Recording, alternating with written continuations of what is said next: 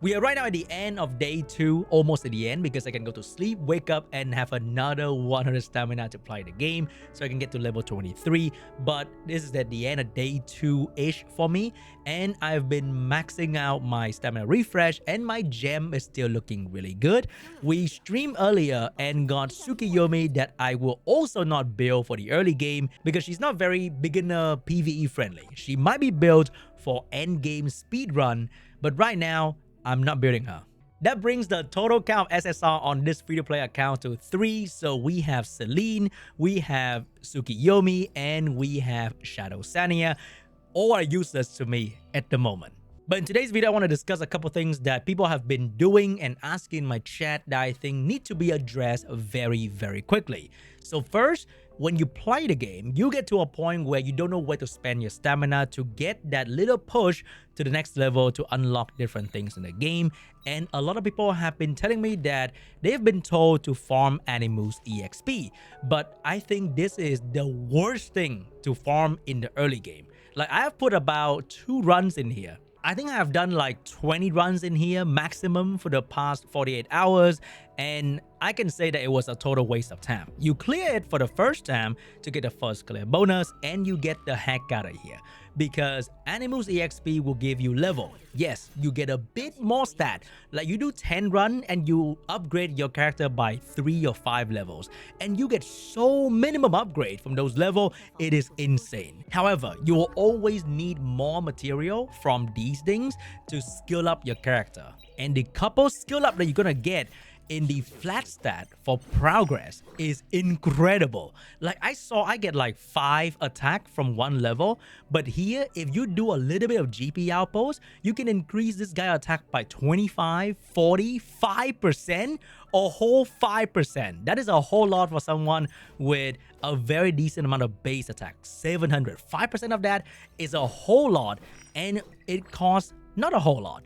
So if you can get some of the flat stat bonus for your character, and you will suddenly see that, wow, my character is doing so much more damage or survives so much better, or even getting some nice bonus speed. So that is what I'm always farming in the background when I need to do a bit of farming, but there's no mission, there's no direction in the game to tell me where to go.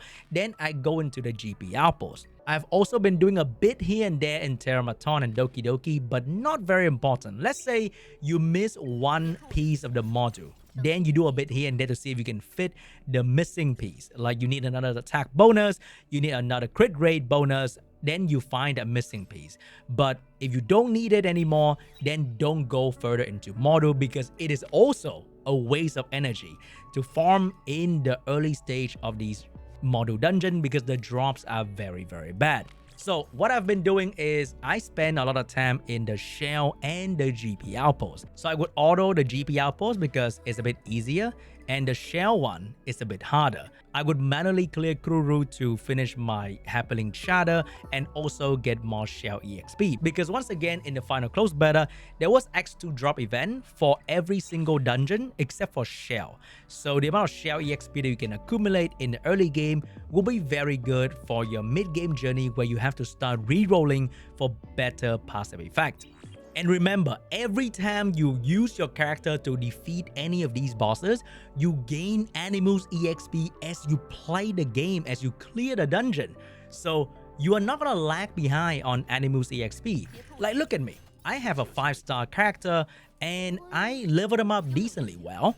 And I didn't even farm Animus EXP at all. The game keeps showering me with EXP book from the mission, from all the whatever milestone reward for me to level them up. And I level them up naturally, organically, via just playing the shell dungeon. And a lot of time when you don't know what the hell you're doing, you always go back to the Happening Shatter, because the game will literally tell you to defeat certain thing 10 times. Do that, please, because that's the only way to get more free stuff from the game. So always go back to the Happening Shatter to see where the game wants you to farm, and you do that, so you don't just farm aimlessly in the Animus EXP at all. Also, when you go to the achievement and you go to battle, there's actually nothing that involves doing any moves EXP, but you have to do the Green Pursuit, the Threshold, and the GP Outpost. So when you play these content, you are getting any moves EXP by doing the content, getting the reward from the GP Outpost, and you are doing the achievement at the same time as well. So that's going to be so important. And then the game wants you to collect more of the things from the other dungeon so you can complete the achievement. So when I go back to the achievement, there were so many achievements that were almost done. Like let's say here, defeat Apathy for 5 more times. So I'm going to do that. So I don't have to do Animus EXP to clear my stamina to level up. I can always go back to the achievement as well to see what I'm exactly missing out on and work on that instead of blindly going into the Animus EXP. Next up in the arena, so when I look at the shop and I calculate the currency I'm going to get from winning, I was not going to get the perfect Lattice if I don't refresh at least one day before Sunday. So please do that, because you might think, oh my god, Sean, 300 gem? That is so expensive. This shit right now being sold in the cash shop at a ridiculous price, and it is so good and so important for your Lily, your Doki, your Hendrik, your Mio, your whatever thing you reroll. If you want those characters to be really strong, you need a lot of this shit. And the more you want to build your SSR, the more you need of this. And I also want to get the purple one as well, because I'm a fan of SR character in the game. I actually got called, did you reroll for Lian in the chat? Or are you doing an SR only challenge? Because my account is so bricked that I'm using mostly SR character. So I want to get my hands on this one and definitely this one. And if I just clear 5 wings a day, or not wings, Summoner's War lingo. If I only use 5 tickets a day, then I'm not going to get there. So I refreshed today and I rank up a whole lot because I was beating people so easily, because my Marvel is incredible. I was outspeeding everyone that I was fighting. Probably gonna stop outspeeding people soon because people get stronger.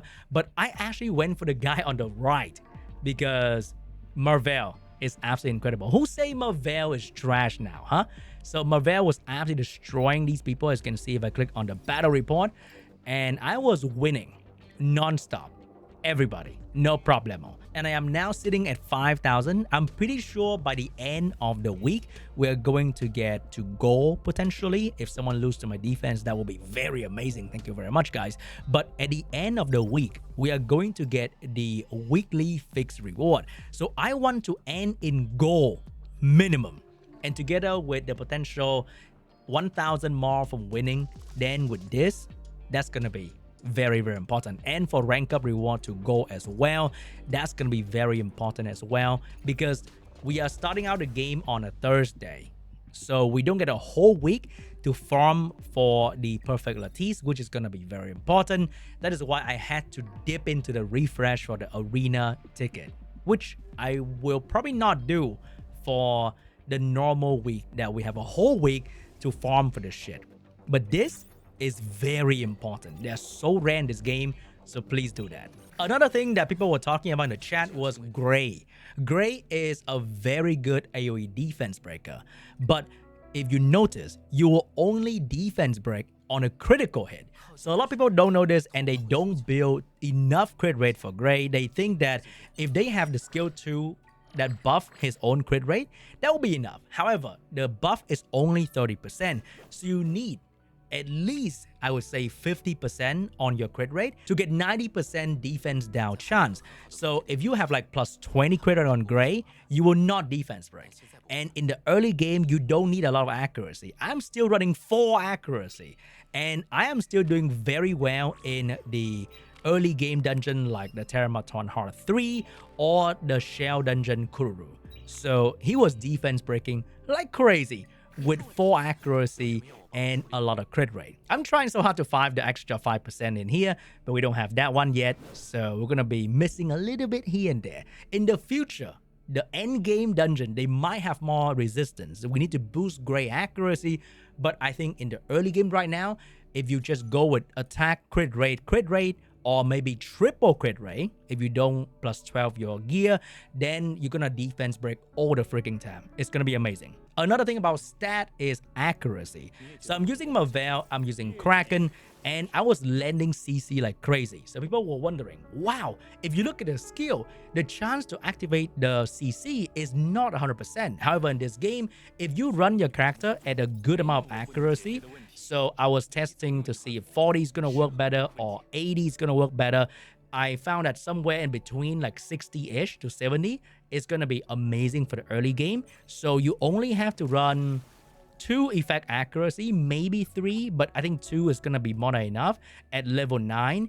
And then you're going to reach around 60 accuracy. And you're going to start landing all your debuff all the time. So people were wondering, wow, my Mio is so shit. What are you putting accuracy on her? I don't know about that just yet. So try, okay? Just try.